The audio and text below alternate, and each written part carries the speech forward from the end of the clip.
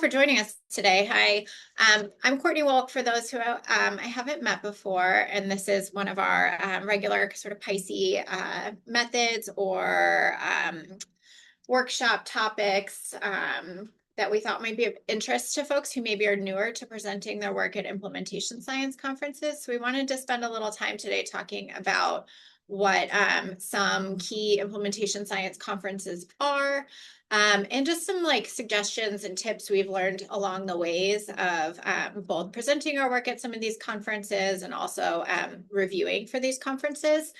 So I'll be leading us through today, but want to just extend gratitude to the other PISCE directors who provided some input on the content, but weren't able to be here today to talk through it with us. So some of them are involved in some of these conferences in particular sort of nuanced ways. So I'll mention that when that comes up, just so you have a sense of who you might be able to reach out to if you're looking for a little bit more context or advice around specific conferences that you might be thinking of. I don't have a lot of slides today, so I just have a handful to sort of orient us, and then hopefully we'll also have lots of time for any questions or discussion. And I think we'll also, and I see some folks here already. We'll have some other PISCE senior fellows here and folks who are experienced presenting some of their work at implementation science conferences. Please also, for those of you who have presented your work at any of these conferences before or have other conferences you recommend for sharing your implementation science work, please share that knowledge with us as well. So hopefully we'll have lots of time to discuss and share tips and strategies with each other. All right. So my goal today in the time that we have is to review a few of the kind of key implementation science conferences that are out there, to share a little bit with you about sort of what their focus tends to be, when those conferences are, when to keep an eye out for their calls for submissions, etc. Talk through a few tips for how to prepare your submissions, and also for preparing your presentations or your posters if they're accepted. And then we'll also talk a little bit about presenting your implementation science work at non-implementation science focused conferences. So we'll highlight some of the key implementation conferences, but know that that's certainly not the only place that you can present implementation-oriented work. And oftentimes content area conferences, clinically focused conferences can also be a great place to share some of the work that you're doing in the implementation science field. So the key conferences that I wanted to talk about in a little bit more detail with you all are the first three here. And the first two tend to be kind of the leading implementation science conferences that folks in the US tend to present their work at. The first is the annual conference on the science of dissemination and implementation, which is co-hosted by the National Institutes of Health and Academy Health. So we'll definitely talk about that one. The Society for Implementation Research Collaboration, which is a little bit smaller. It only happens every other year, but is also a really great implementation science conference to keep on your radar. And then increasingly, Academy Health's annual research meeting, which is happening, I think, next week, has a pretty large and growing implementation science focus. So I'll mention that. And then the other one that you might come across is the Global Implementation Society Conference, or GIS. This one's a little trickier because they don't necessarily always hold their convention every year, and they have not announced their next one. So I'm a little unsure if and when the next meeting will be happening. If anyone knows, feel free to share. That's not one that I have personal experience with, but certainly could be one to keep an eye out for, depending on the type of work that you're doing in implementation science. All right, so let's start with the D&I conference, as many people call it, the Conference on the Science of Dissemination and Implementation. This conference has been going on for about 15 or 16 years now, I think. It's been going on for a while. This conference started as a small NIH-sponsored conference that was really has grown substantially over the years. And now it's become sort of the leading largest implementation science conference. It's held every year in December, and it's always in the DC metro area. So it moves around a little bit, but it's always in that sort of either downtown DC, Northern Virginia, Maryland area. This past year, and I think next year as well, it'll be held at the Gaylord National in the National Harbor area of Maryland, DC. Um, and it has a really sort of broad dissemination and implementation in healthcare focus. So the link here is for the information about last year's conference, the 2025 conference. They haven't put a lot out yet about next year's conference, but that should be out really, really soon. And we'll make sure that when that information about 2026 comes live, that we'll make sure to share that in our PISCE newsletter so that you can all keep an eye out for that. So this conference, as I said, is held in December, and typically around July is when submissions are due for the upcoming December conference.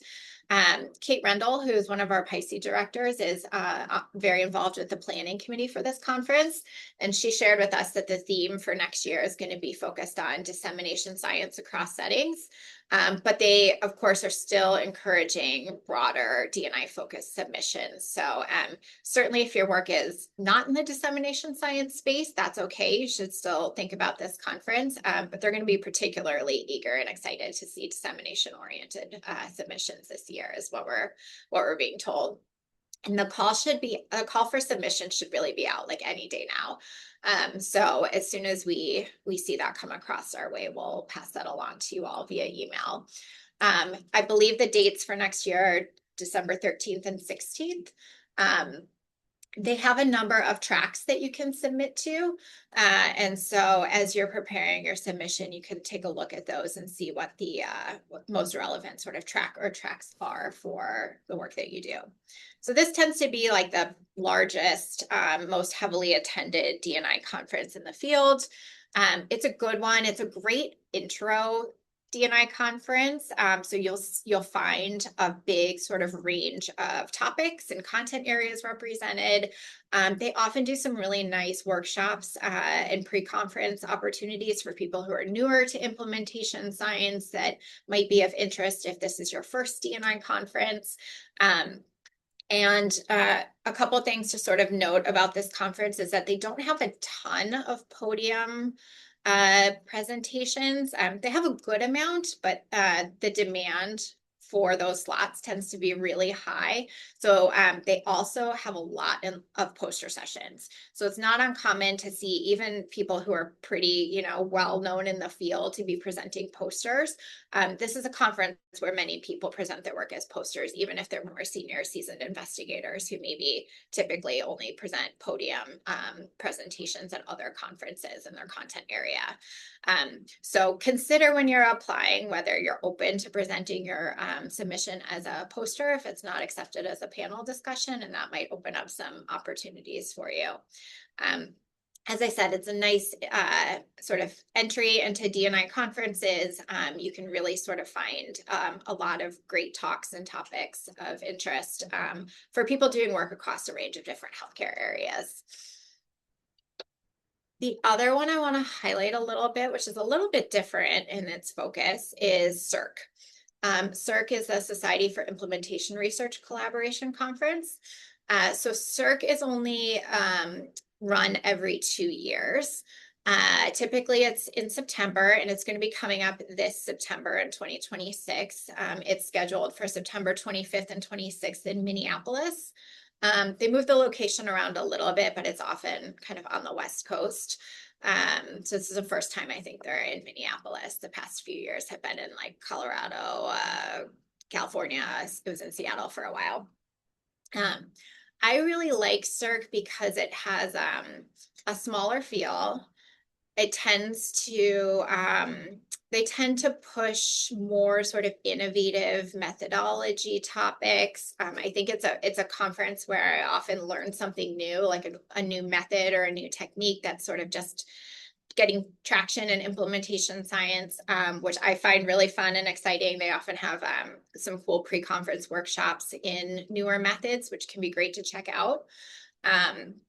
They have both an implementation research and an implementation practice focus, and there are some different sort of special interest groups, I forget, or communities of interest, I think they're called, within CERC for people to sort of connect with others who are maybe more on the research and more on the practice side, depending on kind of where your work is situated. And they also have some nice opportunities for mentorship and for connecting sort of those newer to implementation science to more experienced investigators in the field.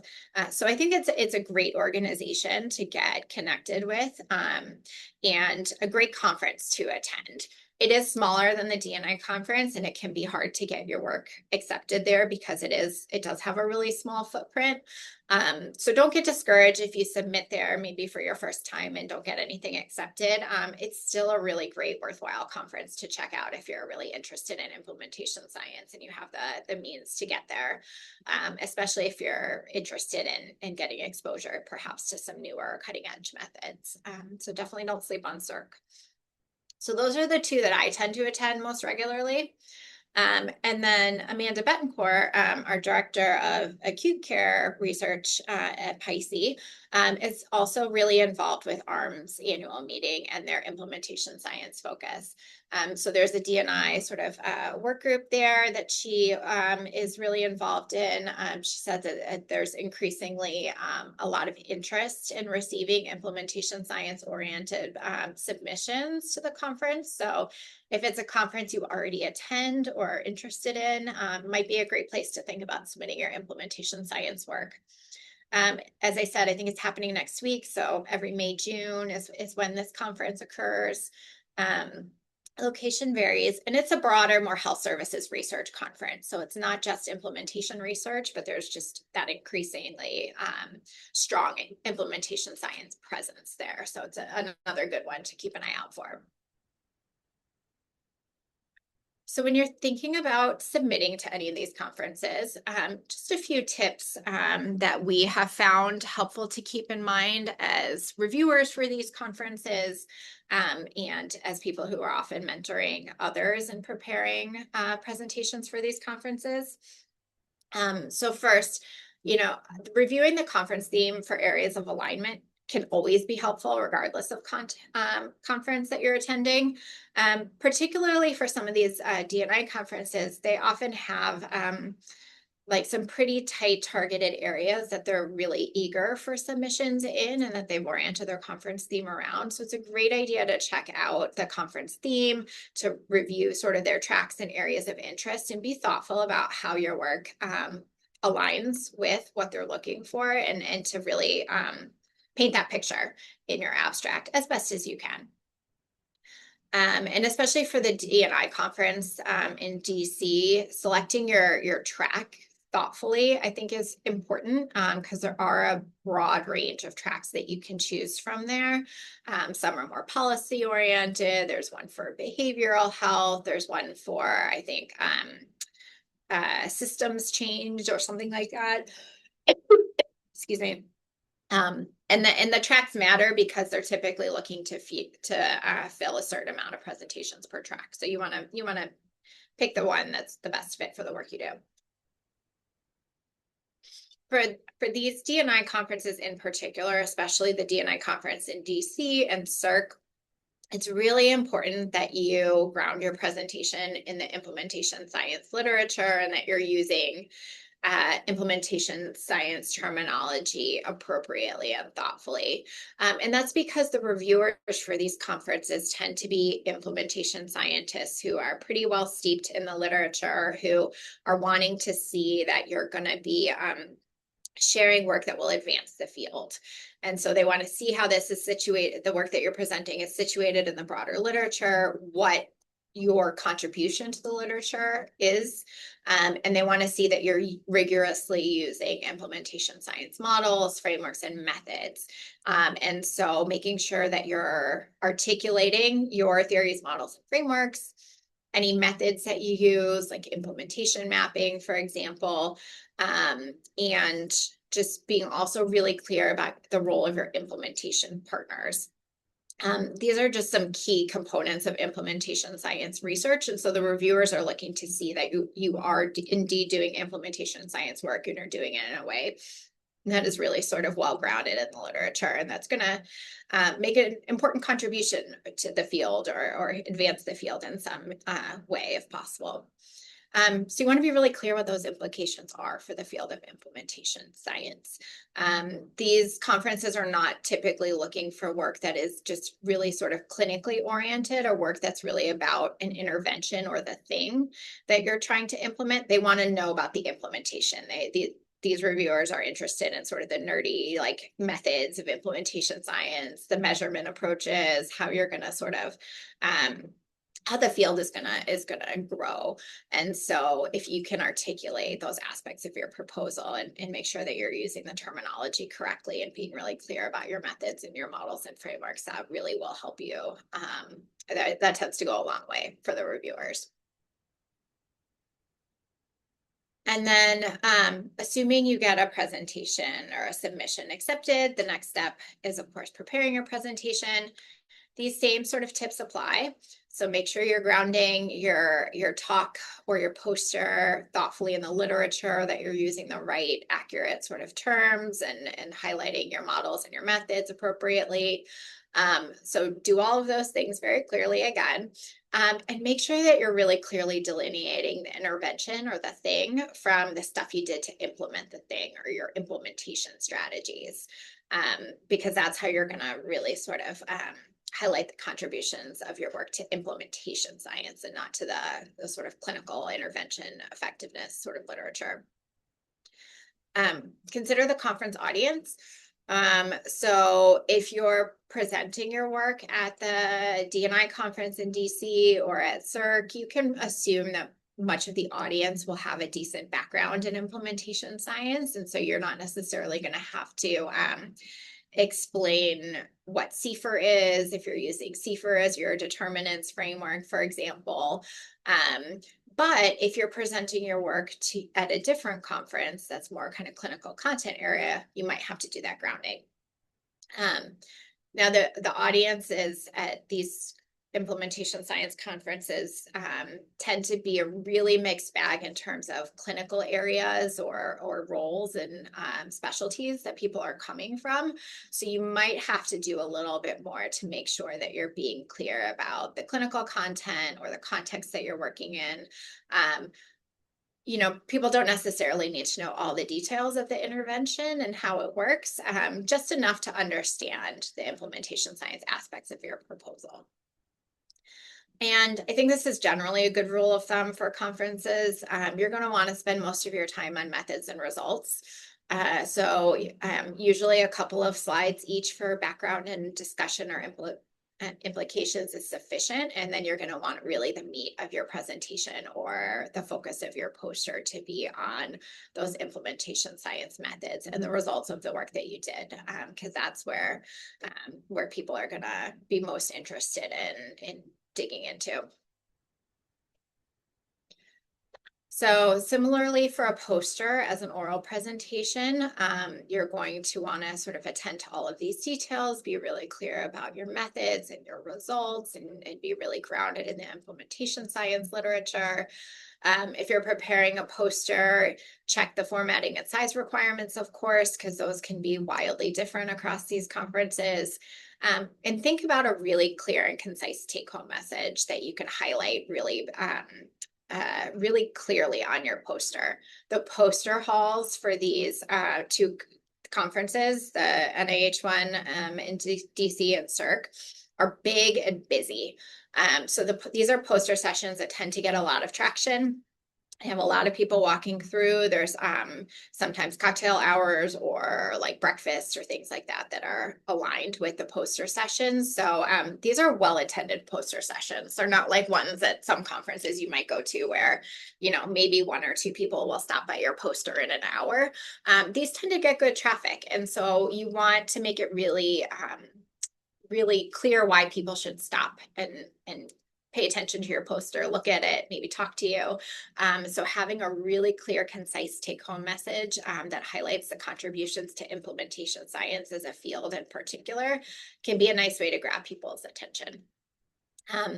And for posters, I think remember always that less is more. So having that attention grabbing messaging, and remembering that you'll be there to walk people through what you did and answer questions, I think is just a helpful reminder. Sometimes if you're newer to presenting your work at conferences, there's a temptation to put everything you can on the slides or on the poster, because you might be afraid you'll forget, or you want to make sure you get the details right.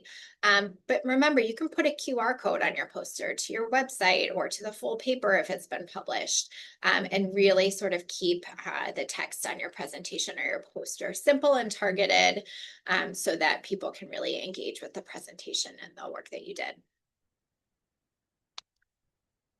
And then my last slide before we'll open it up for discussion is don't sleep on presenting your work at other conferences too. So the ones that I highlighted today are really implementation science focused conferences, but there's also lots of opportunities to highlight and share your implementation science work to audiences that might be less familiar with the field. And it's a great way to share sort of the work that we're doing beyond with each other. So think about also the conferences that maybe you attend in your field. So I'm a clinical psychologist by training. I have a psychology conference that I tend to attend every year. And over the years, there's been a really large active dissemination and implementation science special interest group that has developed and evolved over time. And that was a really, really nice way for me to get to sort of build a community of implementation researchers in my clinical area, and has really allowed us as a group in the special interest group to really help promote the work that we do, the importance of the work that we do to our colleagues who are maybe more on the intervention development or effectiveness, efficacy research side of things, and to try and share the importance of implementation, why we think about implementation early and often, and how we support this type of work. And so when we present our work at these types of conferences that are not necessarily implementation science conferences, we can assume our audience typically has a lot of the relevant clinical or contextual knowledge, but they might have very limited implementation science knowledge or exposure. So there we have to sort of balance wanting to provide enough clarity about our methods and share what we did and sort of be true to the implementation science models and frameworks and methods that we used and convey them accurately, while also not overwhelming the audience or giving them more in the weeds content about implementation science that they need. So you have to be a little thoughtful and judicious there, depending on your audience and how much you think exposure they might have to implementation science already. But I think, you know, if you have a conference that you go to regularly, that you like going to, it's sort of your clinical or your field specific conference that you want to stay connected to, investigate if you're not sure whether they have an implementation science or D&I special interest group, working group. If they do, think about getting involved and seeing if that can be a way to sort of increase some of the work in this space in your clinical content area. Or if they don't, maybe you want to start one. And I think it can be, especially for those who are earlier career, can be a nice way to establish yourself as an implementation science or D&I expert within a clinical field that maybe hasn't had a lot of exposure to implementation science too. So lots of opportunities there. And, you know, you can think about your own work and whether it is more advantageous to submit it to a D&I focused conference or to a specialty conference. There's pros and cons of both. Sometimes presenting work at a clinically focused conference in your specialty area maybe makes more sense for your CV because it highlights you as an expert in that field. Or perhaps you're really focused on building up your portfolio as an implementation scientist. And so presenting your work at an implementation focused conference is a nice way to do that, and also can help you connect with people outside of your clinical area or your specialty area who are doing things more broadly in implementation science. Because what I found is that different clinical areas and different fields can vary quite a bit in how far along they are in terms of using implementation science, and how active implementation science is in those fields. And so depending on where your field is, that might tip you one way or another to thinking about whether you have enough community there with other implementation scientists, or whether you really want to sort of start to build that for yourself at some of these more implementation focused conferences in particular. So with that, I'm going to stop sharing because I'd love to see what questions people have, or for those here who maybe have some experience presenting at implementation conferences, other tips or suggestions that you might share.